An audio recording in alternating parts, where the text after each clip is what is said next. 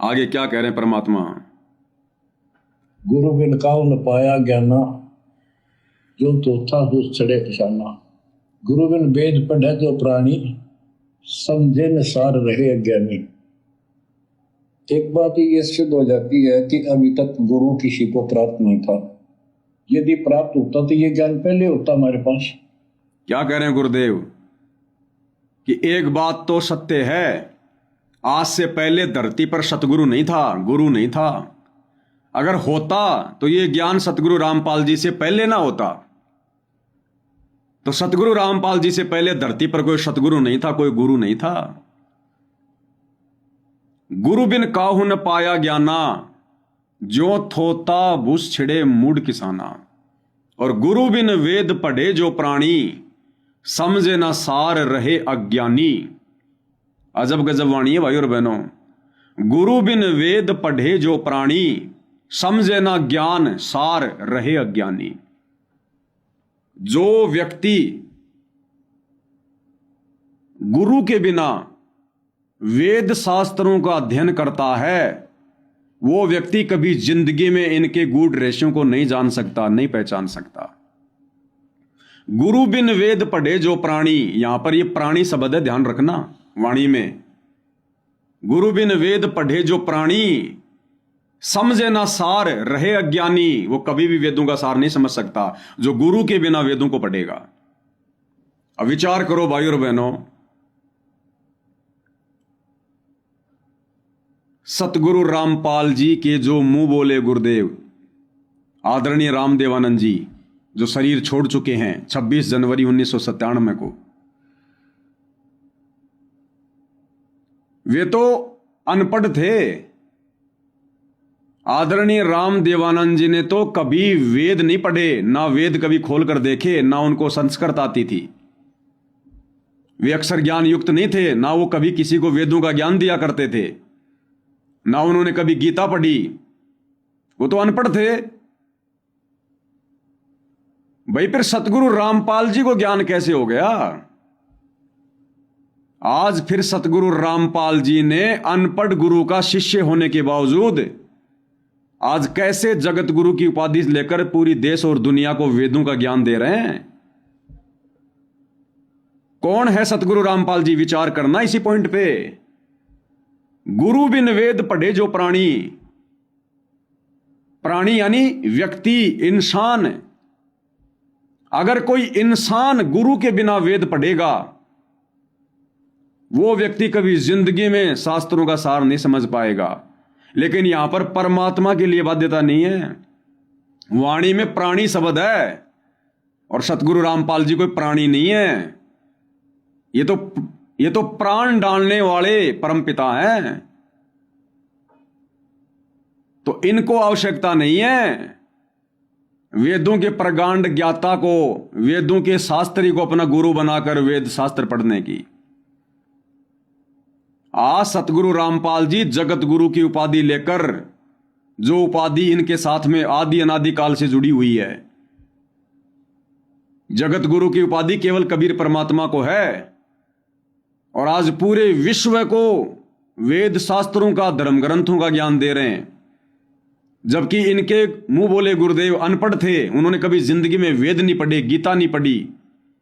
तो सतगुरु रामपाल जी मात्र 6 साल में, सन 1988 से 1994, मात्र 6 साल में सतगुरु रामपाल जी को कैसे ज्ञान हो गया भाई?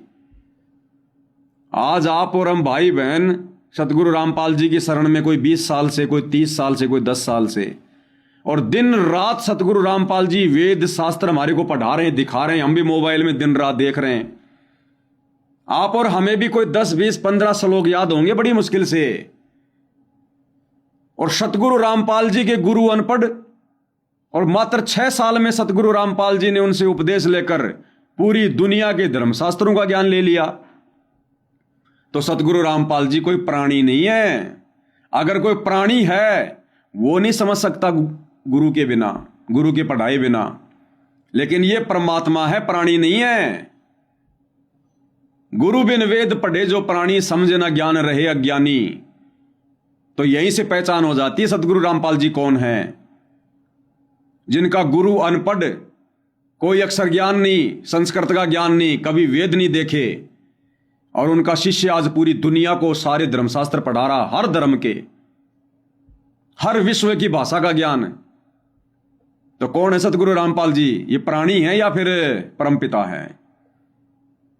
अब इससे यह भी साबित हो जाएगा कि परमात्मा का वचन कभी झूठा नहीं होता, कि 12वें पंथ हम ही चलावें, सब पंथों को मिटाकर एक पंथ चलावें। 650 साल पहले धर्मदास जी को परमात्मा ने कहा था कि धर्मदास आगे चलकर जब गरीबदास जी के माध्यम से 12वां पंथ चल चुका होगा, उस 12वें पंथ में आगे चलकर लास्ट में मैं खुद ही आऊंगा। तो 17 फरवरी 1988 को सतगुरु रामपाल जी ने गरीबदास जी के 12वें पंथ में एंट्री की, यानी कबीर परमात्मा ने खुद ही आना था, तो सतगुरु रामपाल जी के नाम से कबीर परमात्मा खुद ही आ गए। इसलिए तो अनपढ़ गुरु के शिष्य कहलाकर और आज पूरी दुनिया को ज्ञान दे रहे हैं।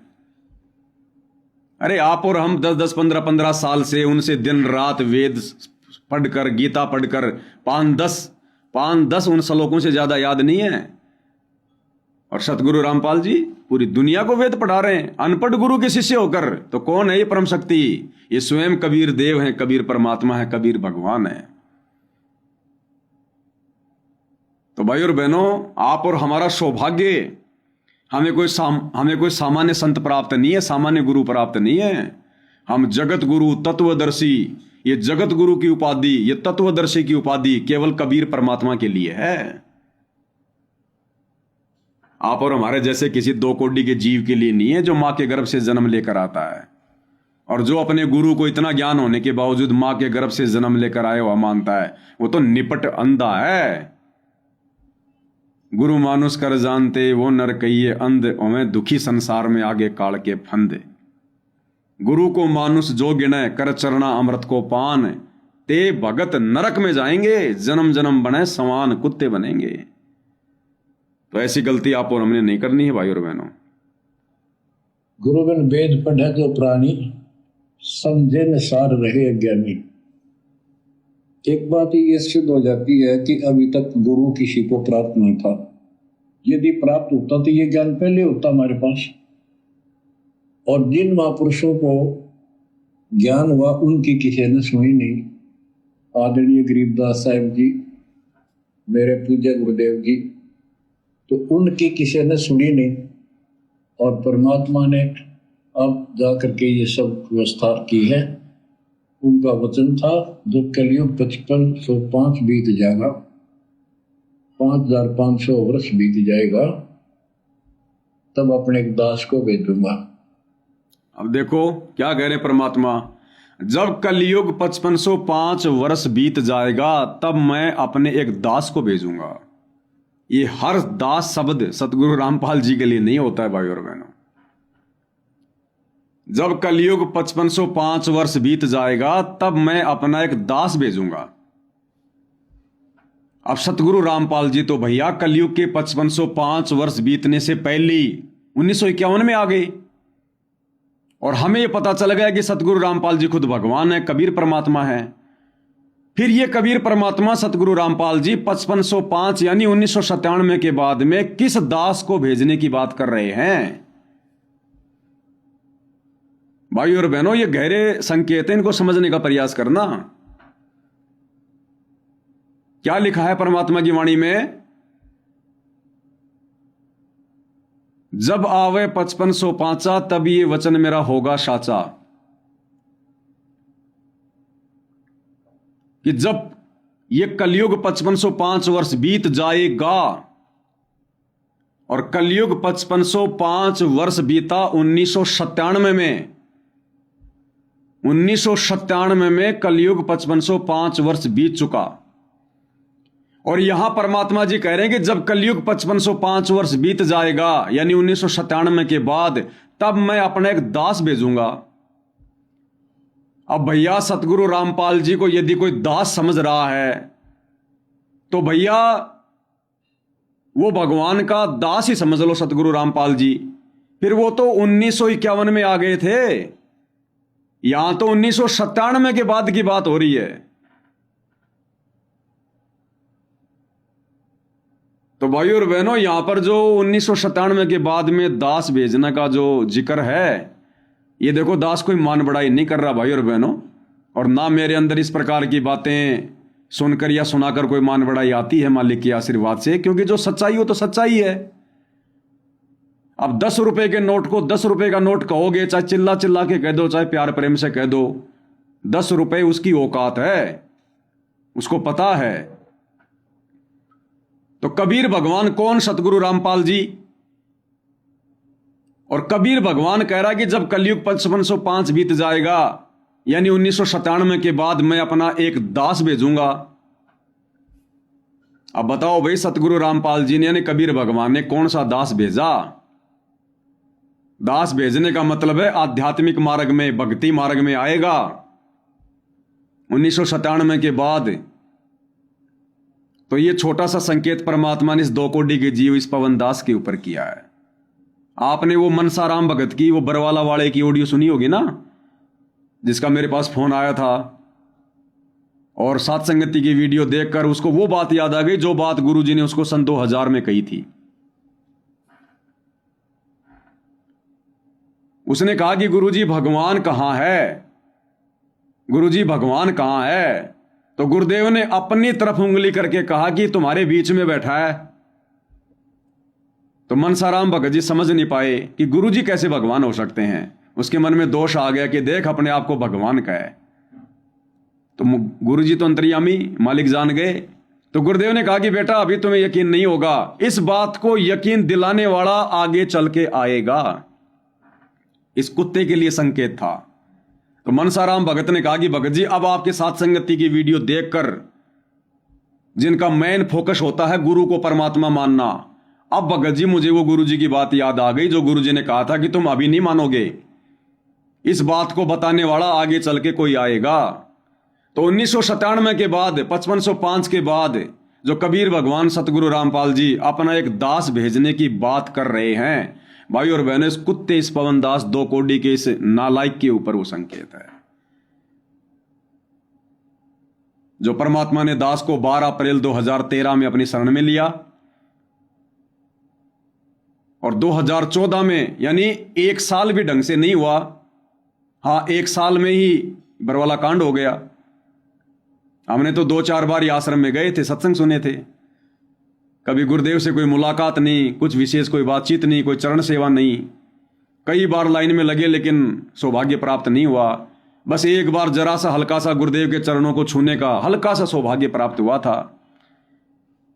और वहां भी क्या हो रहा था, जैसे आप जाते हो ना इन मंदिरों में, एक राजस्थान में सिक्कर में है बाबा श्याम का मंदिर, श्याम जी का, दुनिया जाती है वहां पर, भीड़ लगती है और वहां दर्शन करते हैं और बस बड़ी मुश्किल से लोग हाथ टेक पाते हैं। उसी समय वो पुलिस वाले, वो सेवादार पकड़ पकड़ के बाल, पकड़ पकड़ के हाथ आगे आगे फेंकते रहते हैं। यह नजारा था उस समय सतलोक आश्रम बरवाड़ा में, जब दास को परमात्मा के चरण छूने का सौभाग्य मिला। वहां पर ये बॉडीगार्ड खड़े हुए थे, गुरु जी के अंग रक्षक, और वही बाबा श्याम वाला वहां पर काम हो रहा था। भगत बेचारे गुरु जी के पैर को छूते नहीं, उससे पहले तो हाथ पकड़कर आगे धक्का मार रहे थे अंदर हॉल में। यह हाल था वहां पर। परमात्मा ने एक सत्संग में कहा कि बच्चों मैं चाहता हूं तुम्हारे सीने से लगना, मैं चाहता हूं तुम्हारे गले लगकर तुम्हारे से प्यार करना। लेकिन वहां सतलोक आश्रम में भक्तों को ढंग से गुरुदेव के चरण भी नहीं छूने दिए जा रहे थे। हाथ पकड़ पकड़ के आगे किया जा रहा, चलो चलो भगत जी, चलो चलो भगत जी, चलो चलो भगत जी। और खुद ये नालायक 2-2 घंटे गुरु जी के चरणों में बैठे रहा करते थे, 2-2 घंटे, और 2-2 घंटे गुरु को मानुष मानकर चरणों में बैठे रहते थे, जिस कारण से इनको आज भी इनको सद्बुद्धि नहीं आई। और जिन भक्तों को गुरु जी के मात्र चरण कमल जरा से स्पर्श करने का मौका मिला, उन्होंने परमात्मा मान के किया, जिस कारण से वो जरा सा स्पर्श भी आज बहुत बड़ा काम आ गया। तो भाई और बहनों, 5505 1997 के बाद जो दास भेजने की बात हो रही है, वो इस कुत्ते पवन दास के लिए है, जो परमात्मा ने फिर आगे चलकर ये सात संगति शुरू करवा दी। और आज देख लो, सात संगति के माध्यम से ही सतगुरु रामपाल जी ने खुद को परमात्मा साबित करवाया है। वो 20-20 साल से भक्ति कर रहे भगत, वो गुरु का परिवार जो 1994 से नाम दीक्षा लेकर भक्ति कर रहा है, वो आज गुरु को ढंग से गुरु भी नहीं मान रहे। परमात्मा बहुत दूर की बात है। और आप और हमारे से परमात्मा ने अपने से कैसे दूरी मेंटेन करके और अपनी सत प्रेरणा से, अपने आशीर्वाद से, और कैसे आज परमात्मा ने हजारों 3-3, 4-4 घंटे की वीडियो बनवाकर, और गुरुदेव ने कैसे संगत में रंग लगा दिया। अब विचार करो भाई और बहनों, और थोड़ा ध्यान से विचार करो, और नई नई बात निकल के आएगी। इन आश्रम वालों ने तो फिल्म भी गलत बना दी, गलत।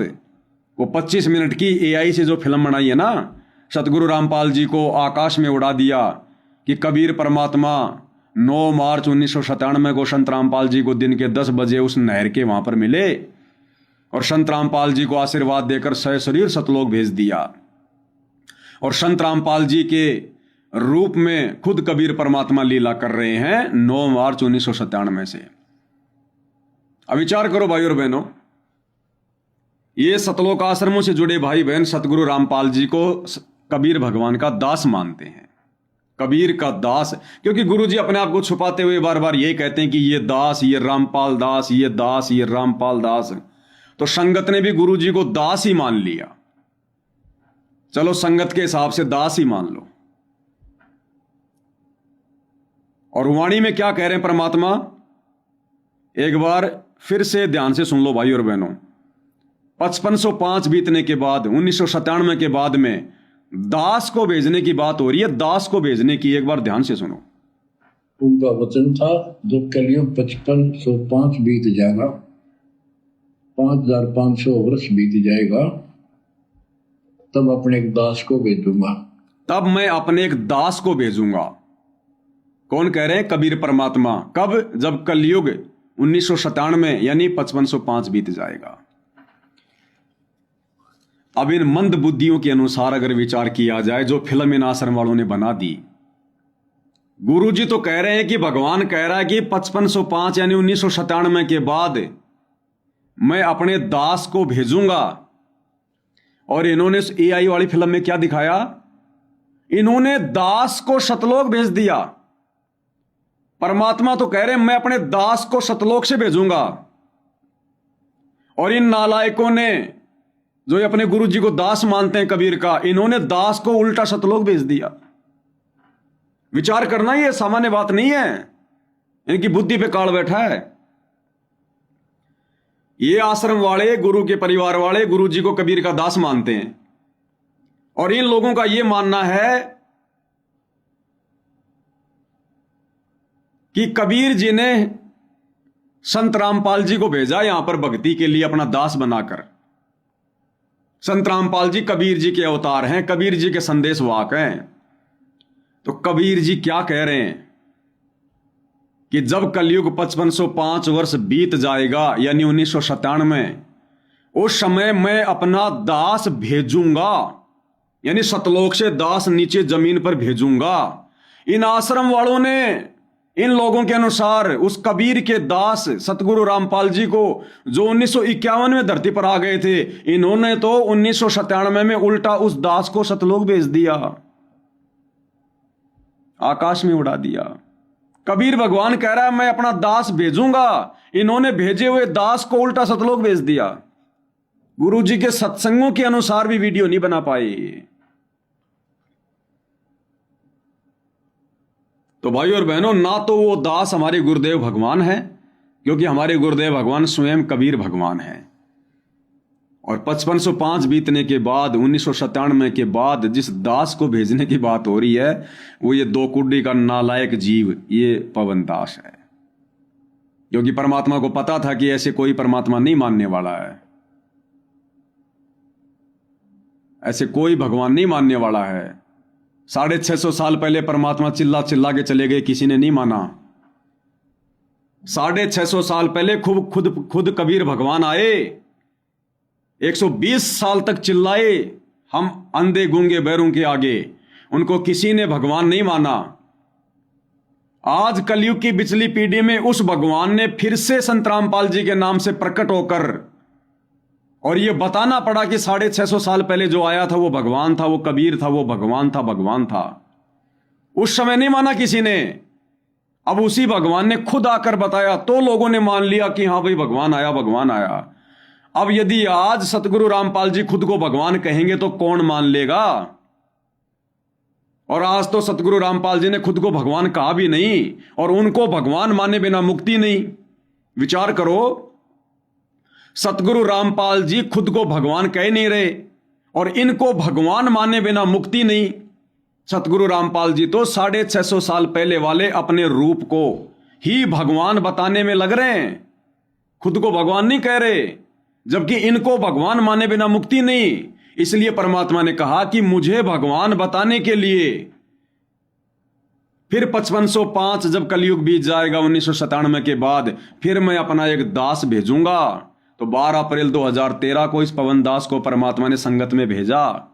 सन 1984 में परमात्मा ने दास को जन्म दिया। और देखो मेरा जन्म भी भाई और बहनों 1 अप्रैल को। दुनिया जिस अप्रैल को मूर्खों का दिन कहती है ना मूर्खों का दिन 1 अप्रैल, उस 1 अप्रैल को मेरा जन्म हुआ 1984 में। 1 अप्रैल 1984। हम कितने बड़े मूर्ख हैं। और देखो आज भी हमें अपने गुरु भाई बहन मूर्ख ही समझ रहे हैं, सही समझ रहे हैं बेचारे। सतलोक आश्रम वाले सही कह रहे हैं कि पवन मूर्ख है, पवन मूर्ख है, क्योंकि मेरा जन्म ही मूर्खों वाले दिन हुआ है 1 अप्रैल 1984 को।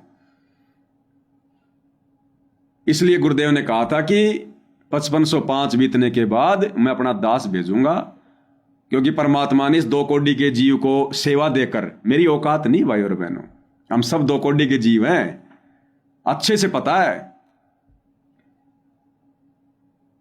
ये तो परमात्मा ने ना जाने क्या रजा बख्श दी गुरुदेव भगवान ने। इस रजा के बदले जितने उनके चरण कमल धो धो के पिए कम है।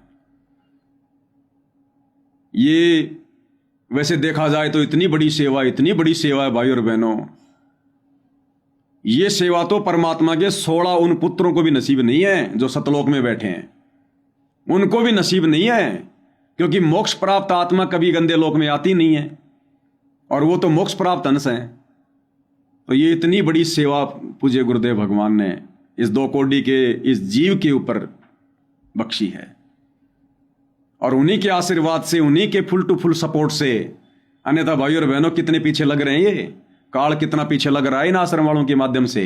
कितने मुकदमे, जेल, मार पिटाई, लड़ाई झगड़े, गाली गलौच, साथ संगतियों में लड़ाई झगड़े, पुलिस वाले लेके आना, हर प्रकार से दबाव देना। पिछले 10 साल से दास को इन्होंने किस कदर इन्होंने दबाव में ले रखा है, दास को किस कदर इन्होंने जो है वो प्रेशर में ले रखा है। और उसके बावजूद भी परमात्मा लगातार कि बेटा लाइव आ, वीडियो बना, 4-4 घंटे के बना, 5-5 घंटे के बना, मेरी पुस्तकों पे बना, मेरे सत्संगों पे बना। अब दास तो बनाने में लगा रहा, दास ने सुने कहां है दास ने तो गुरुदेव के सत्संग उतने सुने नहीं जितने आप भाई बहन सुनते हो। मैंने तो जब से भक्ति मार्ग पर होश संभाला है, 2013 में नाम लिया, 14 में कांड हो गया, और 2015 में मेरे को गुरुद्रोही घोषित कर दिया। उसके बाद से परमात्मा मेरे से तो वीडियो बनवा रहे हैं, सुनने का तो मौका नहीं मिलता। बनाता हूं वो सुनता हूं, ऐसी बात नहीं है, सत्संग सुनता हूं गुरुदेव भगवान के, लेकिन इतने नहीं सुन पाता जितने आप भाई बहन फ्री होकर सुनते हो। तो ये गुरुदेव की अपनी विशेष रजा है भाई और बहनों, उनकी विट्टो पावर, उनका आशीर्वाद है। जो सत्संग है समझ में आ जाते हैं, उन सत्संगों के ऊपर क्या बोलना है, क्या पॉइंट है, क्या संकेत है। ये गुरुदेव जी जब दास बैठता है तो परमात्मा जी दास को जो है ये प्रेरणा करते हैं। और कोई ये सोचे कि मैंने सत्संग सुन रखे होंगे जिस कारण से मैं ये सब कुछ कर रहा हूं, तो ये सत्संग तो मेरे से ज्यादा आप भाई बहनों ने सुन रखे हैं, गुरु के परिवार ने सुन रखे हैं, आश्रम वालों भीड़ ने सुन रखे हैं, वो क्यों नहीं कर पा रहे। तो ये गुरुदेव की विशेष रजा है, ये उनका पूर्व निर्धारित उनका कार्यक्रम था, जो अब जाकर धीरे धीरे थोड़ा बहुत आप और हमें भी समझ में आ रहा है। न्यास से पहले तो ऐसे लग रहे थे, बस पता नहीं था, परमात्मा जबरदस्ती लगा के रखा हुआ था। अब थोड़ा धीरे धीरे समझ में आ रहा है कि परमात्मा का मिशन किस प्रकार से सिस्टमेटिक तरीके से आ रहा है। तो ये बहुत बड़ी रजा है आप और हमारे ऊपर भाई और बहनों मालिक की। उनका वचन था जब कलयुग 5505 बीत जाएगा, 5500 वर्ष बीत जाएगा, तब अपने एक दास को भेजूंगा